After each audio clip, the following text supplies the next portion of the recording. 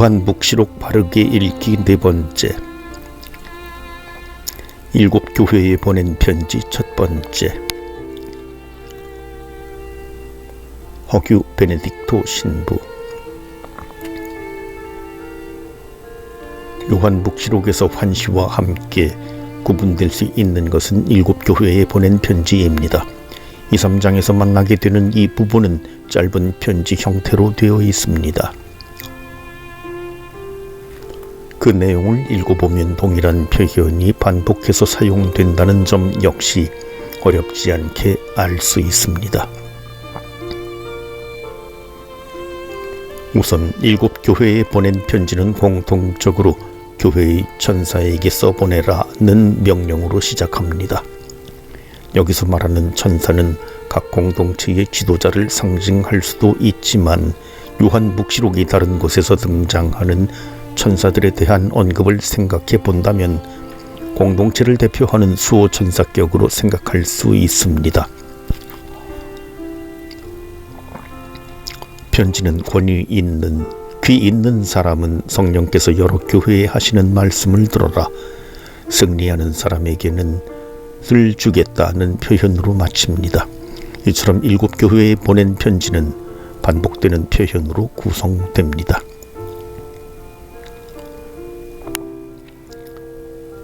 에페소. 가장 처음 등장하는 것은 에페소 공동체입니다.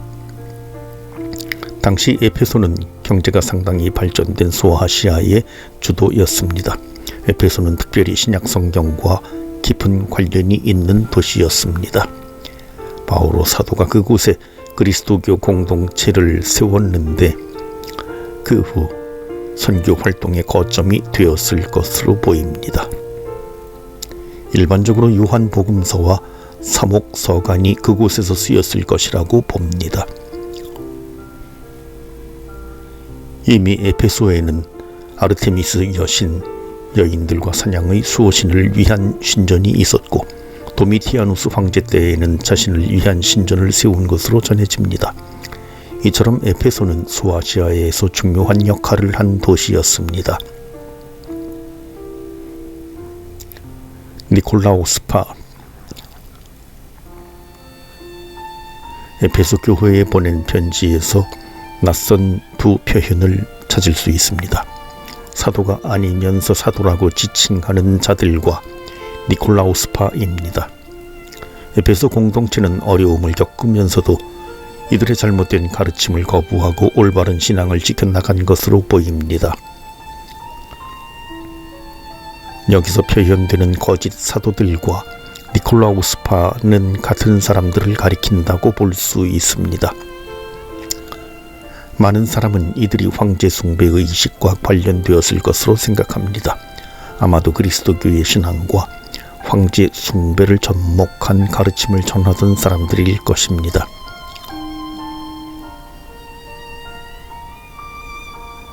이들의 구체적인 소행은 베르가몬에 보낸 편지에서 찾을 수 있습니다. 이스라엘 자손들 앞에 걸림돌을 놓아 그들이 우상에게 바친 제물을 먹고 불륜을 저지르게 한 것입니다. 7교회에 보낸 편지에 등장하는 거짓 사도들 니콜라오스파, 발라함의 가르침 그리고 여예언자 이제벨은 모두 동일한 가르침을 통해 신앙인들이 잘못된 길을 걷게 하는 부류였습니다. 아마도 이들로 인한 폐해가 신앙 공동체에 큰 영향을 미쳤을 것이고 묵시록 저자는 그것에 대해 여러 차례 이야기합니다. 에페소 신자들에게 보내는 말씀.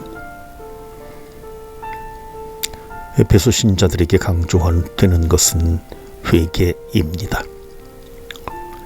이것을 요한 묵시록은 처음에 지녔던 사랑을 저버린 것이라고 표현합니다. 그러므로 내가 어디에서 추락했는지 생각했네요. 회개하고 처음에 하던 일들을 다시 하여라는 말씀을 전합니다. 여기서 한 가지 생각해 볼 수 있는 것은 회개의 의미입니다. 회개는 생각을 바꾸어 처음에 마음으로 되돌리는 것입니다. 처음에 지녔던 사랑을 다시 찾는 것입니다. 이들에게 주어지는 약속은 생명나무의 열매를 먹게 해주겠다는 것입니다. 생명나무에 대해서는 22장 19절에서도 다시 표현됩니다. 생명나무는 구원된 상태를 나타내는 것처럼 보입니다. 이 표현은 창세기에 나오는 에덴 동산을 연상케 합니다.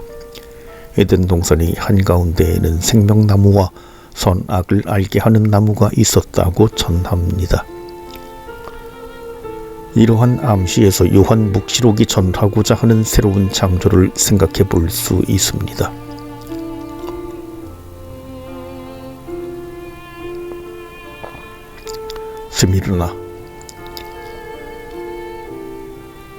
스미르나는 에페소 북쪽에 있는 바닷가에 인접한 도시로 소아시아에서 형성된 초기 도시로 여겨집니다. 이미 26년 스미르나에는 황제 티베리우스를 위한 신전이 세워졌다고 전해집니다. 70년 유다 전쟁으로 예루살렘과 성전이 무너진 후 많은 유다인이 이곳으로 이주했던 것으로 보입니다. 스미르나 신자들에게 보내는 말씀. 스미르나 교회에 소개되는 사람의 아들은 처음이며 마지막이고 죽었다가 살아난 이입니다. 이 표현은 5장 6절에서 살해된 것처럼 보이는 어린 양과 동일 인물일 수 있습니다. 바로 예수 그리스도입니다. 스미르나 공동체를 특징 짓는 것은 환난과 궁핍입니다. 유다인들이 이방인들과 경제 교육을 피했다는 점을 생각해 보면 유다인이 많이 모여 살았던 것으로 보이는 이 도시에서 그리스도인은 경제적으로 소외되었을 것입니다. 이러한 배경에 맞게 스미르나 공동체는 유다인과 갈등하는 모습을 보입니다. 유다인이라고 자처하는 자들은 니콜라우스파와 관련이 있다기보다 스미르나에 살던 유다인을 나타냅니다. 실제로 유다인은 소아시아 지방에서 종교생활의 득혜를 받으며 살았던 것으로 전해집니다. 그리스도인에게 박해가 닥치자 유다인은 자기 권익을 보호하기 위해 그리스도인과 구분되려고 노력했을 것이고, 이러한 배경이 요한묵시록에 담겨 있습니다. 이렇듯 궁핍과 박해로 인한 환난에서도 신앙을 끝까지 지키라고 권고하는 것이 이 편지의 내용입니다. 이들에게 주어지는 약속은 생명의 화관입니다.